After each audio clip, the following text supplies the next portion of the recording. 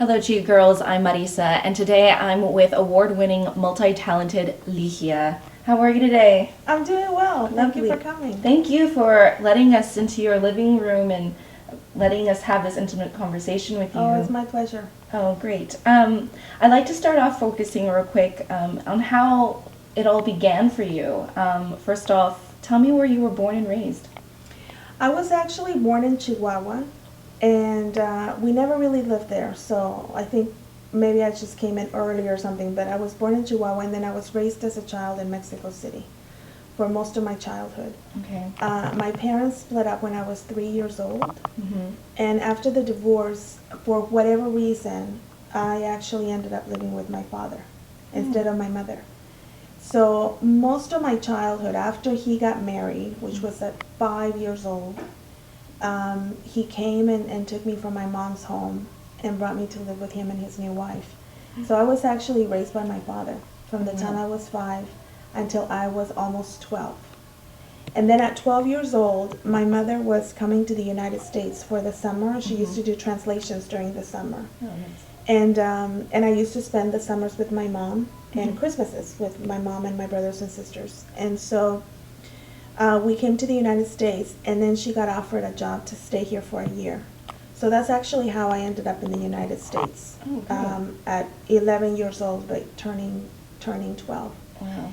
And then, so we lived in Utah, which is where she was translating. Mm-hmm. I went to junior high, high school, and college there, and then came to Los Angeles after college and started my professional career. So going back, what was one of your fondest moments or memories of growing up in Mexico DF? When I was living with my father didn't have a phone in the home. So the only way that I could communicate with my mother, who had a phone, and at the time was living in northern Mexico in Durango, was if I walked to the street payphone How far and was called her. It was literally not that far. It was like 10 minutes. You know, it was like a 10-minute walk. It wasn't so far away. But when I made my film, that's actually something that was really important for me to put in the film, was this idea of this little boy having to go to the street corner to connect to his mother, who lived in the United States, through another payphone here. And so it was a strong enough memory that when I started writing La Misma Luna, it was something that I actually wanted to put in the film. Yeah, and talking about, your writing and your personal life, how much of your personal life influences your writing? A lot. A lot. Yeah, a lot. A lot of people who have seen my film think that the film is actually about undocumented workers or the issue with immigration. Right. And I think that's really sort of like the overall story, but thematically, the film is about abandonment. Right. It's about a boy who has been left behind as a result of mother having to come here. So in a way, I was actually hiding my own story in the movie, but my abandonment happened through divorce. It didn't happen through immigration. So that's really what you can do as a writer. Right. You can use certain aspects of your life and hide them in other people's stories. By the time we're done with the film, I had seen the movie maybe 50 times, Right. You have to because go I all went the through the screenings. whole process of just like the editing and the post-production and the scoring and then doing all of the subtitling for the film. Right. So I had to sit here, literally here in my living room, looking at my Going television. over, pause, And, Yeah. because the movie was actually written in English, so I wrote the script in English. It was translated in Mexico. Oh. And then the subtitles had to be redone to English. So it was literally wow. like writing a film twice. I think that the only time that I cried was when we were at Sundance and I saw the completed film with an audience.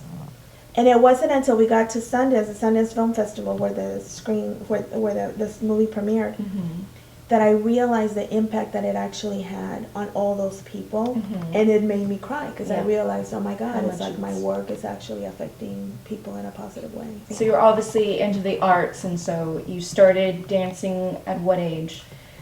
Actually, pretty late in life. I started, the art type of my life actually started in music. We were all as children forced basically to study piano. So as you can see, I have a piano. And so Fantastic. I started playing the piano when I think I was 6 years old.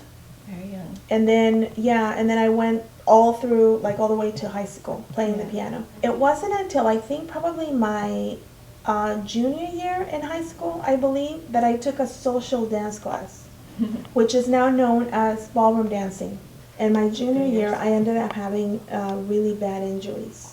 I started having a lot of knee injuries and a lot of ankle injuries. Right. And so my junior year was when they said, you have to actually stop doing this or you'll eventually You really must have been ruin your going knees. full out for 3 years, like nonstop. It was devastating. Yeah, it was kind of devastating when I found out because I really thought I was going to have a career, possibly like as a ballroom dancer for a few years and then to teach.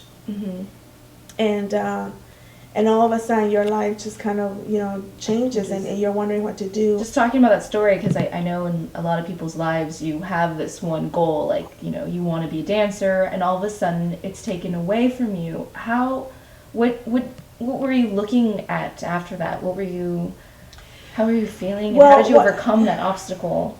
You know what? I think that I just really wasn't thinking that much about it. I was miserable. I just hated it. And that was the reason why I auditioned for the Ligiah generation, because I thought I can't imagine not dancing, going a year through college without being able to perform, because I had been doing it for so long and for so many hours. But it was after that fourth year in college and having gone on tour, because I went on tour with the Ligiah generation, that I realized, you know what, I need to figure out what I'm going to do with my life. Because clearly I've just gone through 4 years of college on a profession that I'm not going to be able to do. So I decided after that tour to come to California and just work here for the summer to clear my head and figure out what to do. Now you're in LA, you have your first job doing secretarial work. When did it hit you that you wanted to become a screenwriter? That didn't happen until almost like 10 years later. 10 years later. Yeah, because I went from being a secretary to being an office manager, and then for many years working as an executive at a studio at Walt Disney Studios. Oh, wow. And then working as an executive for the WB, which now has become the CW, the teen network. Yeah. So, I was happy with my life. I was, doing great things as an executive. I had a lot of opportunities to travel and to really learn a lot about production and learn a lot about television programming, which is what I was mainly doing, was in television. And then I ended up in what I thought was going to be the perfect job for me, which was overseeing shows in primetime television. In my last year at the Walt Disney Company, they had asked me to oversee the Writing Fellowship Program and the Director's Training Program for the corporate, It's one of the things that corporate does to bring people of color and women into the industry. So you're specifically there to try to bring voices that are usually not heard in television and film. So I was working with a lot of writers. There were 2 writers, one in the feature department and one in the TV department that I was overseeing, who actually told me that I should become a writer, that I shouldn't be an executive. And just like bulbs and everything just not sounded at all. I thought they were crazy. I had never written nothing in my life before. I had never even written a poem or a song or nothing. Not and even I thought that diary. they were out of their minds. A diary I had been writing since I was 11. Okay, see. So I actually had been writing. But it was all like feelings and how, upset I was at my mother for whatever reason that week it was. Like it wasn't really storytelling. Or I didn't think it was storytelling. So it took, from that experience, being told that, it actually took a year and a half for me to be miserable in a job, to say, well, these 2 guys that I really respect as writers think I should probably write. What do I have to lose?